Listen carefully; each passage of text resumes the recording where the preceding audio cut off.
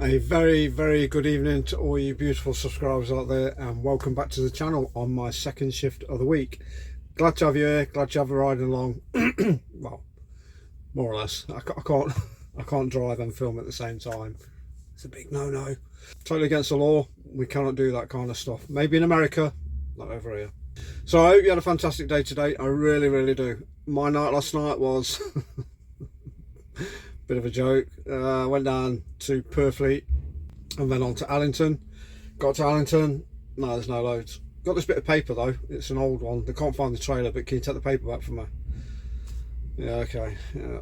And then driving back, nothing along the M2 matrix signs at all to say that the right hand tunnel for Dartford was out, totally out, because obviously they had, I think it was a Tesco truck that caught fire in the tunnel, so that was totally out of commission, and so was the whole of the M25. It was just carnage, absolute carnage. I think it took me an hour to travel 3 hours, sorry, to travel 3 miles. It took an hour. It was just unbelievable. And I think the transport office was saying that 3 of our drivers even got caught and having to have a night out as well because of that said situation, which was absolutely insane, because there was nothing to say, like I say on the matrix, to say that the tunnel was out until you actually got near to the tunnel, and then it says right hand tunnel out. Yeah, thanks. At 5:15 in the morning, just when the rush hour starts, it was insane. But I got back plenty of time. I still did it in less than 13 hours, so yeah, I was happy with that. And tonight, guess what I've got again? Purfleet Allington. Exactly the same run. So, but this time I've got to call the office to see whether or not there is any loads at Allington, and whether it's not worth my time to drive down there, or just go direct to Ashford and pick the load up and come back. And if that's the case, then I think I just might go M25 southbound, even though I think 5 to 6 is out. That's closed, but crikey, it's gonna be a lot easier than sat in traffic for hours just waiting to get through a tunnel. But I'm hoping that they clear the situation. I will know. I'll probably know about it when I go over the bridge, once I go over the QE2 bridge. So I'll know about it then. I'll see whether or not it's clear. And if it's not clear, then I'm going the M25 south. So, like I say, I hope you had a fantastic day. I really do. What's been going off in the news? Like I say, I only listen to what's going off in the news when my wife's talking to her father on the phone when she comes back from work. They normally have a 20-minute conversation every night, and they were talking about the police officer that's just been cleared of murder of the black kid that he shot in the head 2 years ago. So I think there's going to be some real bad repercussions of this. I think BLM are going to be on the march again. There's going to be riots. Just listening to the radio, when I turned the truck on, when I turned the ignition, the radio came on, and I managed to catch a conversation that the chief constable was having for the Metropolitan Police London. He was interviewed, and he was saying that he thinks the police have lost confidence, or the confidence has been lost with the police, with the black population. Sorry, mate, but the confidence has been lost with the whole of the general public of Great Britain. It really has, because the police they have very little to no power whatsoever, especially when you've got idiots like the mayor telling the police that they've got to give Taylor Swift VIP escorts and treatment for when she visited the UK, and they even told him that the only way that people get VIP treatment is either royalty, diplomats, head of states that are visiting the country. His answer was, just do it, and she got VIP treatment throughout her whole visit on taxpayers' money.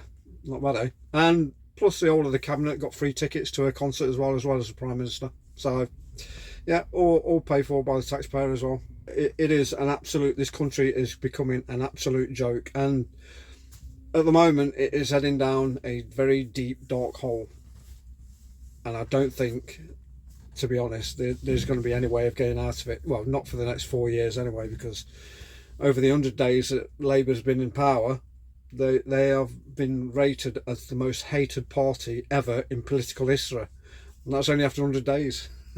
You've got the rich businessmen of this country leaving because Reeves is on about adding tax on top of the cap for the rich. She's on about taxing the rich and the famous and the businessmen, these big business moguls, even more tax. So they're all up in sticks and they're taking the money and leaving. And to be honest, I don't blame them. Why would you want to stay and be told? Because you're just being raped by the government of all your hard-earned cash. It's absolutely insane. And they're still having a go at the pensioners and their pensions. They're still trying to get more money. It's an absolute farce. It really is. Anyway, I could get really carried away with politics, and I don't really want to, because it just drives me insane.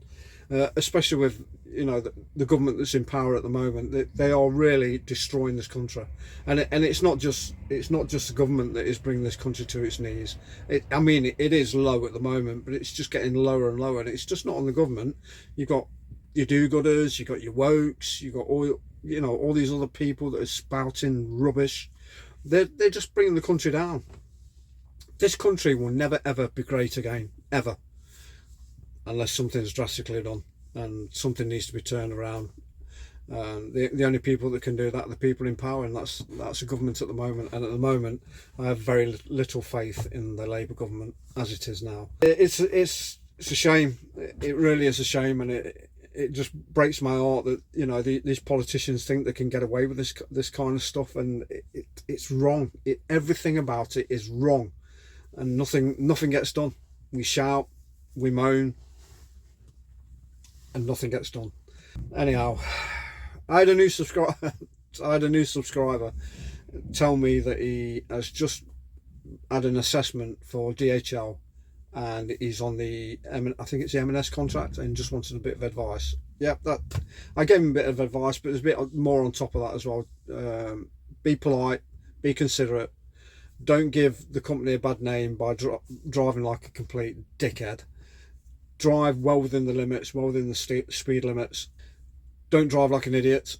You drive like an idiot, you'll end up hurting people or hurting yourself.